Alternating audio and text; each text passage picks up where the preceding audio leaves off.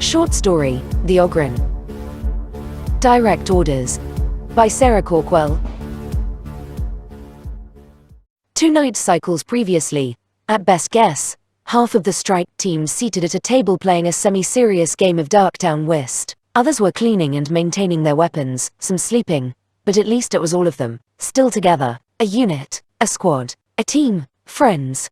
Now only 4 remained, and the circumstances were most definitely not conducive to playing games. Strafing gunfire ripped through the ruins of the Hab block in which they were taking shelter. Everywhere the sounds of death and dying echoed throughout the blasted streets like a ghastly opera playing to a very small, select audience. The traitors of the Mobian 6th were hammering Chasm Station, but then it felt as though everywhere in Tertium was being hammered. Maybe everywhere on Atoma. Vox communication with the other strike teams scattered throughout the sector, and worse, with the orbiting Morningstar, had broken down after a heavy stubber shell had punched through the equipment as well as the man carrying it, and they were running out of places to take cover in the long reaches of Ironside Alley. "Odds not so good this time, Sarge," muttered Alicia, the team's demolitions expert. Her long black hair, usually wound up tightly beneath her cap, had come loose and hung in strands around her harassed face. She propped her lascan on the ground before her and frantically took stock of what explosives she had left in her arsenal. Not many. Sergeant Terrell groaned softly, running his hands through his thinning hair. His helmet was long since gone, thrown off by the blast that had scattered the strike team in all directions, apart from Karen, whose luck ran out when he'd been too close to the impact to be able to escape the fire and spinning shrapnel. What remained of Karen when the smoke and dust had cleared had not been a pretty sight. An even less pretty sight was that of the big Ogryn, Tig, as he had cradled his best friend's torso in his arms, trying to convince himself that everything was fine. Karen and Tig formed an instant bond from the moment the Ogryn had arrived, newly assigned to the strike team, a big, clumsy mountain of muscle with the flat, blocky features, and overly hirsute body of his kind. He'd come to them comparatively recently, young for an Ogryn. What he lacked in knowledge and social grace, Tig made up for with single-minded determination, unwavering loyalty, and boundless energy. At first the team had only reluctantly accepted his company, but his endless childlike enthusiasm and relentless optimism had quickly worn them down. Within days they had warmed to him. Within a week none of them could recall the team without him.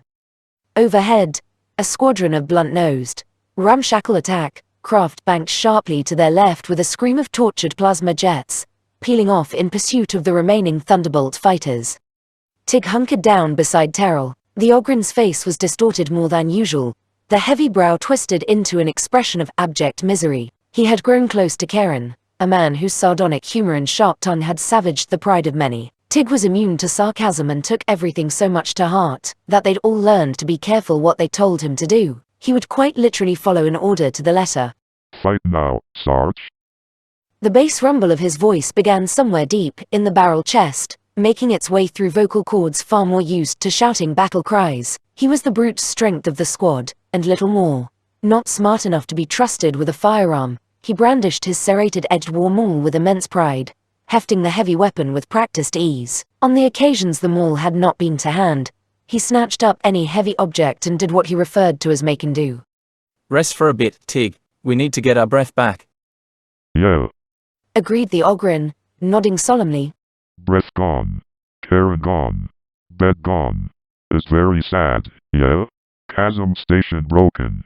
Tig, fight now while you get breath back."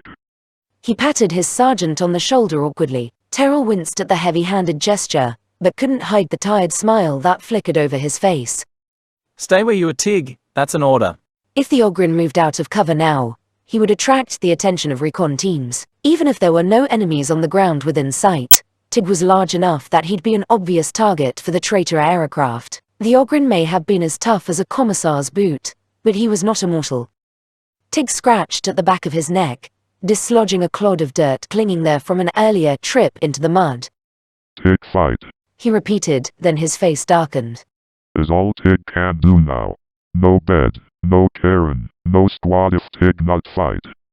His muscles were bunched beneath the surface, and his posture suggested that he was ready to burst from cover there and then, but Terrell put a restraining hand, for what little good it would do, on the Ogryn's arm.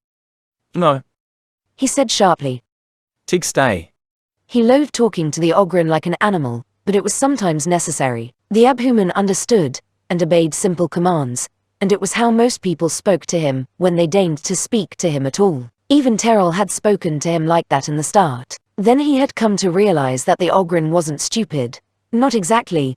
He simply processes the world around him in a different way, and at a different speed. Maybe it shouldn't have come as a shock, but it had. Over time, that realization had deepened into understanding to the point that he knew he could rely on Tig as much as any member of the squad. Maybe more so, were he brutally honest. Fresh explosions rocked the shell of the Hab block in the ruins of which they were hiding. Debris rained down on their heads. Sergeant Terrell looked over at Alisha and Gorek, the other remaining squad members. They were hunkered down, frantically scooping out foxholes in the debris, and making themselves as small as they could in an effort to minimize the chances of being hit by fallen masonry and stray rounds. A spinning chunk of plascrete glanced off Tig's shoulder. The Ogryn didn't even flinch. We need to move out of Ironside Alley, said Terrell, making a decision. If we can get to the next enclave, maybe we can contact the Morningstar. We just need an opening. If we can hit Burnside, we can keep moving. We just need those traitorous scum to stop raining death down on us for 5 minutes. Tig brightened. Tig fight now? His brow unfurled and the slightly off-center smile suggested how excited the idea made him. Such devotion was in no small way utterly heartbreaking. His willingness to die in service to the Emperor was commendable, of course, but Terrell was old-fashioned in wanting to very much keep as many of his squad alive as he could. But things were as bleak as they had ever been. The Emperor would understand. Sergeant Terrell reached out and clapped Tig on the shoulder. In a minute, Tig. Just wait a minute. Alisha, Gorek, when we get an opening we're falling back. Double time, for the dead side drop, and we do not look back. Is that clear? Whatever else happens, keep moving. Gorek nodded. Alisha murmured her understanding. Tig was already getting to his feet, showering Terrell in particulate dust. Not for the first time, the sergeant felt the guilt and shame of the way some treated Abhumans, like idiots, like fools, expendable. They were not. They were both more and less than the common soldiery, and there was purity in their service. Tig fight? The big Ogryn beamed happily at Terrell, who, in that instant, hated him for it. Just for a moment he considered giving different orders, but strategic options were limited, and half-remembered regulations from before his time aboard the Morningstar gave clear direction for such scenarios. He released his hand on Tig's shoulder and nodded sharply. Any sorrow would have to wait. It would probably have to wait a very long time.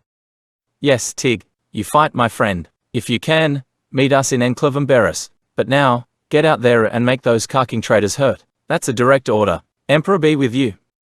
Tig's rumbling, infectious laughter slowly grew softer as he set off at a loping run towards the enemy. Terrell knew there was no way in all the Imperium's million worlds that he'd ever see the Ogryn again. Emperor be with you. He repeated in a low, grim voice. And may he forgive me.